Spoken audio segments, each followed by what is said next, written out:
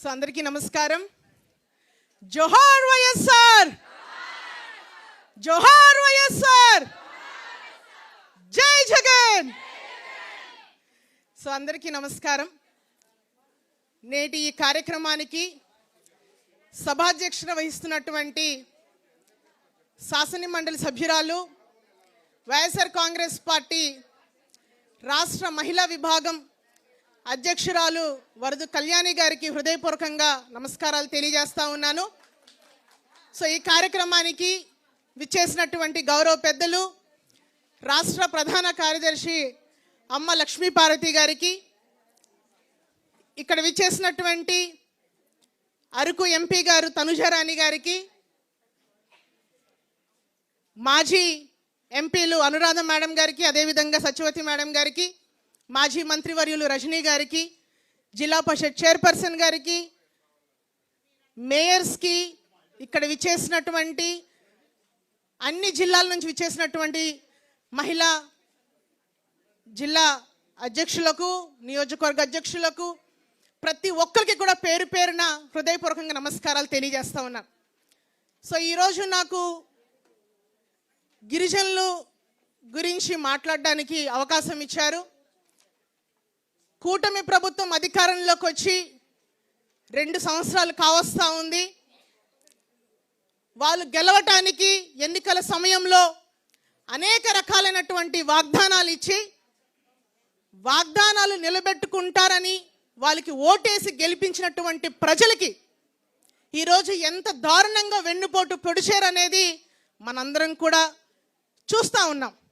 So ఈ సందర్భంలో చంద్రబాబు నాయుడు వెన్నుపోటుకి 2 ఏళ్ళు ఒక చక్కటి కార్యక్రమాన్ని ఈరోజు మన పార్టీ లైన్ తీసుకొని ఈరోజు ఈ యొక్క సమావేశాన్ని మనం ఏర్పాటు చేసుకోవటం జరిగింది. వాళ్ళు కూటమి ప్రభుత్వం అధికారంలోకి వచ్చిన తర్వాత సక్రమంగా నడవాల్సినటువంటి వ్యవస్థలను నిర్వీర్యం చేశారు. అన్ని వర్గాల ప్రజలకి ఈరోజు అన్యాయం చేసినటువంటి ఈ కూటమి ప్రభుత్వానికి బుద్ధి చెప్పే రోజు ఈరోజు వచ్చింది. ఏదైతే అనేక హామీలు ఇవ్వటం జరిగింది, ఆడబిడ్డ నిధి నెలకి 1500 చొప్పున సంవత్సరానికి 18,000 రూపాయలు ఇస్తానన్నారు. ఈరోజు ఆ పథకానికి ఊసే లేదు. అదేవిధంగా అమలు చేసినటువంటి కొన్ని పథకాలు అరక కొరకగా అమలు చేస్తూ ఈరోజు ప్రజలందరినీ కూడా మోసం చేస్తున్నటువంటి ఈ కూటమి ప్రభుత్వానికి అడుగడుగున ఆ సంబంధించినటువంటి నాయకులు కనిపిస్తే ఈరోజు గ్రామాల్లో, ఊళ్ళో ఈరోజు తిరిగే పరిస్థితి లేదు. వాళ్ళు ఎక్కడికక్కడ ప్రజలు నిలదీస్తారన్న ఒక ఉద్దేశంతోనే ఈరోజు డైవర్షన్ పాలిటిక్స్ అనేది ఈరోజు వాళ్ళు చేస్తూ ఉన్నారు. ముఖ్యంగా మా గిరిజన ప్రాంతానికి సంబంధించి మొన్న జరిగినటువంటి మహానాడులో ఒక గిరిజన జీసీసీ చైర్మన్తోని కొన్ని మాటలు వాళ్ళు మాట్లాడించారు. జీవో నెంబర్ 97 అనేది గిరిజన ప్రాంతంలో ఉన్నటువంటి ఖనిజ సంపదని దోచుకోవటానికి 2014లో అప్పుడు అధికారంలో ఉన్నటువంటి చంద్రబాబు నాయుడు దుర్మార్గంగా జీవో నెంబర్ 97ని విడుదల చేసినటువంటి వ్యక్తి చంద్రబాబు నాయుడు. 2019లో మనం వచ్చిన తర్వాత జగన్మోహన్ రెడ్డి గారు గిరిజనుల యొక్క మనోభావాలని గౌరవిస్తూ ఆ జీవోని రద్దు చేసినటువంటి నాయకుడు మన నాయకుడు జగన్మోహన్ రెడ్డి గారు. So both are not same. అదేవిధంగా జీవో నెంబర్ 3 అనేది మా గిరిజన ప్రాంతంలో 100% ఉపాధి అవకాశాలు అనేది స్థానికంగా ఉన్నటువంటి గిరిజనులకు ఇవ్వాల్సినటువంటి జీవో. ఒక ప్రైవేట్ వ్యక్తి సుప్రీంకోర్టుకు వెళ్ళి అప్రోచ్ అయిన తర్వాత సుప్రీంకోర్టు ఆ జీవోని రద్దు చేస్తే అప్పుడు ప్రతిపక్షంలో ఉన్నటువంటి చంద్రబాబు నాయుడు గారు ఈ జీవోని దుర్మార్గంగా జగన్మోహన్ రెడ్డి గారు రద్దు చేశారు, గిరిజనులు అంటే జగన్మోహన్ రెడ్డి గారికి గిట్టదు అని ఎన్నికల ప్రచారంలో ఊదరగొట్టినటువంటి ఉపన్యాసాలు ఇచ్చినటువంటి చంద్రబాబు నాయుడు నేను అధికారంలోకి వచ్చిన తర్వాత నెల రోజుల్లో జీవో నెంబర్ 3ని పునరుద్ధరిస్తాను, లేని పక్షాన ప్రత్యామ్నాయ జీవో తీసుకొచ్చి గిరిజనులకి అండగా ఉంటానని చెప్పినటువంటి ఘనుడు చంద్రబాబు నాయుడు అయితే నేటికి 2 సంవత్సరాలు పూర్తవుతుంది. ఈరోజు కూడా ప్రత్యామ్నాయ జీవో లేదు, ఆ ఊసే ఎత్తినటువంటి ఈ ప్రభుత్వం. So both are not same and both can never be same అని కూడా ఈ సందర్భంగా నేను తెలియజేస్తా ఉన్నాను. అంటే నిజాన్ని నిక్కచ్చిగా చెప్పి ఆ రోజు ఆ జీవోని పునరుద్ధరించడానికి ఎన్నో ప్రయత్నాలు చేసినటువంటి జగన్మోహన్ రెడ్డి గారు ఎక్కడ, కేవలం అది రాజకీయంగా సుప్రీంకోర్టు రద్దు చేసినప్పటికీ కూడా రాజకీయంగా వాడుకున్నటువంటి చంద్రబాబు నాయుడు. సో ఇదందరూ కూడా మనం గమనించాలి. అదేవిధంగా గిరిజన ప్రాంతంలో మీ అందరికీ తెలుసు, ఈ ప్లెయిన్ ఏరియాకి గిరిజన ప్రాంతానికి చాలా తేడా ఉంటుంది. ఆరోగ్యపరంగా గిరిజనులకి అందని ద్రాక్షగా ఉన్నటువంటి ఆరోగ్యాన్ని జగన్మోహన్ రెడ్డి గారు ఎన్నికల క్యాంపెయినింగ్ 2019లో వచ్చినప్పుడు మేము ఎవరం కూడా అడగలేదు జగన్మోహన్ రెడ్డి గారికి మాకు మెడికల్ కాలేజీలు కావాలి అని. కానీ జగన్మోహన్ రెడ్డి గారు ఒక ఆలోచన చేసి ఆరోగ్యానికి శాశ్వత పరిష్కారాన్ని తీసుకొని రావాలి. ఎపిడమిక్ సీజన్లో చాలా ఇబ్బందులు పడతారు గిరిజనులు. చిన్న చిన్న మలేరియా కాటుకే మలేరియా, అదేవిధంగా దోమ కాటుకే మలేరియా, డెంగ్యూలు వచ్చి బాధపడి చనిపోయే పరిస్థితి గిరిజన ప్రాంతంలో ఉంది. కాబట్టి దీనికి శాశ్వత పరిష్కారాన్ని తీసుకొని రావాలని 500 కోట్ల రూపాయలతో మెడికల్ కాలేజ్ తీసుకొచ్చినటువంటి ఆరోగ్య ప్రదాత ఎవరైనా ఉన్నారనంటే that is only one Jaganmohan Reddy గారు. సికిల్ సెల్ ఎనీమియాతో బాధపడే ఒక వ్యాధి ఉందండి. మేనరికాల్లో పెళ్లి చేసుకుంటే జెనెటికల్ డిజార్డర్తోని పిల్లలు ఆ రకంగా పుడతారు. దానివల్ల రక్త కణాలు ఏదైతే ఉన్నాయో అది కొడవలి షేప్లో రావడం ద్వారా పిల్లలకి విపరీతమైనటువంటి పెయిన్స్, క్రాంప్స్ రావడం, వాళ్ళకి బ్లడ్ ఎక్కించే పరిస్థితి వచ్చే ఒక విచిత్రమైనటువంటి జెనెటికల్ డిజార్డర్తో బాధపడే పిల్లలకి సికిల్ సెల్ అనీమియాకు సంబంధించి మేమందరం కూడా జగన్మోహన్ రెడ్డి గారిని ఈ రకంగా ఎంతోమంది బాధపడుతున్నారనంటే దేశ చరిత్రలోనే ఏ రాష్ట్రంలో ఏ ముఖ్యమంత్రి చేయలేనటువంటి సాహసాన్ని జగన్మోహన్ రెడ్డి గారు చేశారు. ఎందుకంటే సికిల్ సెల్ అనీమియాతో బాధపడుతున్నటువంటి పేషెంట్స్కి నెలకి 10,000 రూపాయలు పెన్షన్.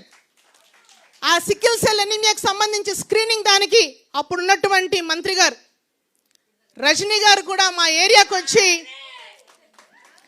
ఆ కార్యక్రమాన్ని ఎంతో చక్కగా ఆ రోజు మేము చేసుకోగలిగాం.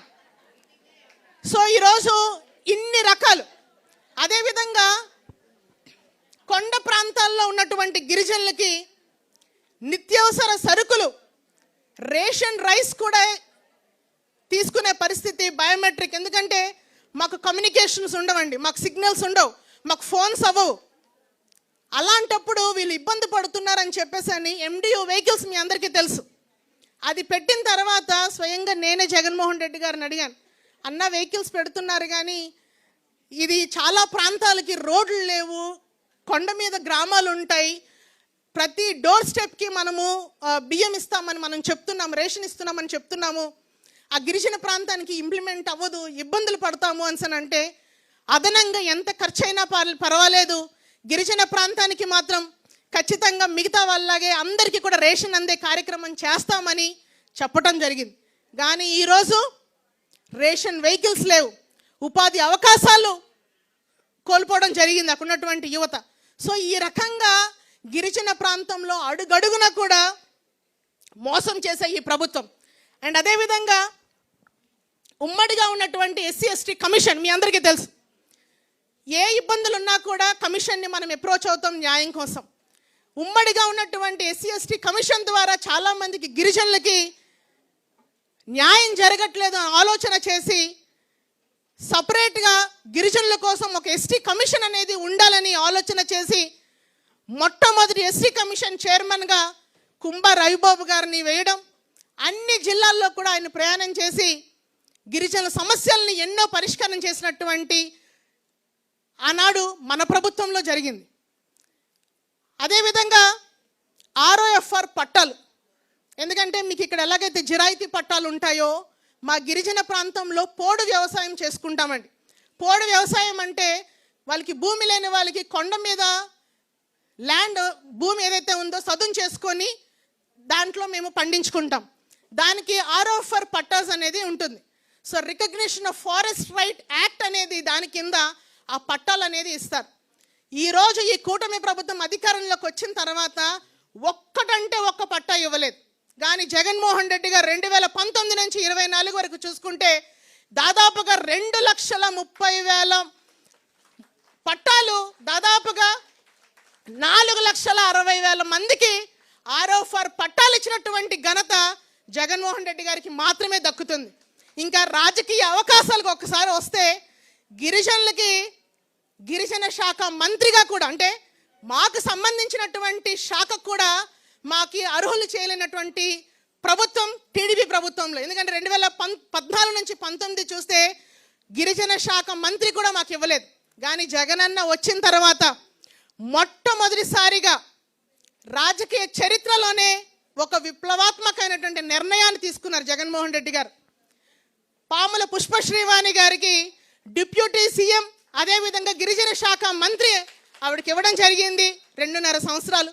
తర్వాత రాజేందర్ గారికి కూడా ఇవ్వడం జరిగింది. అంటే ఒక గిరిజనుల్ని హక్కున చేర్చుకొని తన పక్కన కూర్చోబెట్టుకొని ఒక డిప్యూటీ సీఎం హోదా కల్పించినటువంటి నాయకుడు జగన్మోహన్ రెడ్డి గారు. అంటే అన్ని రకాలుగా కూడా రాజకీయంగా, ఆర్థికంగా, సామాజికంగా జగన్మోహన్ రెడ్డి గారు అవకాశాలు కల్పించారు. కాబట్టే ఈరోజు మాలాంటి వాళ్ళందరం కూడా ఈరోజు ఈ స్టేజ్ మీద నిలబడి మీ అందరితో ధైర్యంగా మాట్లాడగలుగుతున్నాం.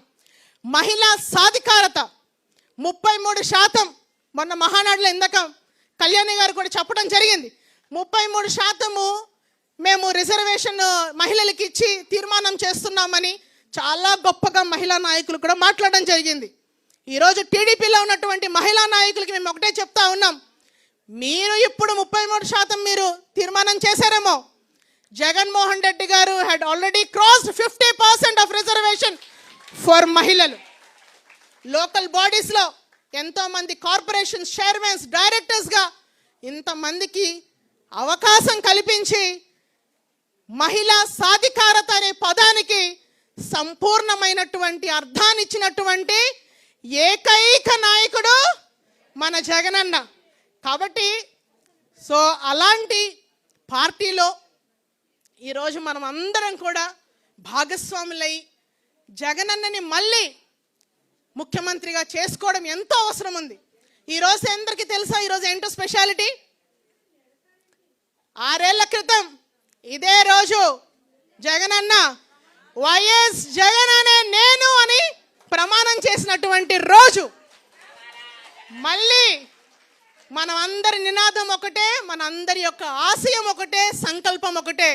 2029 మళ్ళీ జగనన్న వైఎస్ జగన్ అనే నేను అనే మాట మనం అందరం కూడా వినాలని, దానికోసం మనం అందరం కూడా గ్రామ స్థాయిలో కష్టపడి ఈ అరాచక పాలన గురించి ప్రజలకి మరింతగా చేరువై తెలియజేసి వైఎస్ఆర్ కాంగ్రెస్ పార్టీ జెండా రెపరెపలాడే విధంగా మనం అందరం కూడా కృషి చేయాలని ఈ సందర్భంగా నేను తెలియజేస్తూ, ఈ మంచి అవకాశం ఇచ్చినటువంటి కళ్యాణి గారికి హృదయపూర్వకంగా ధన్యవాదాలు. Thank you so much.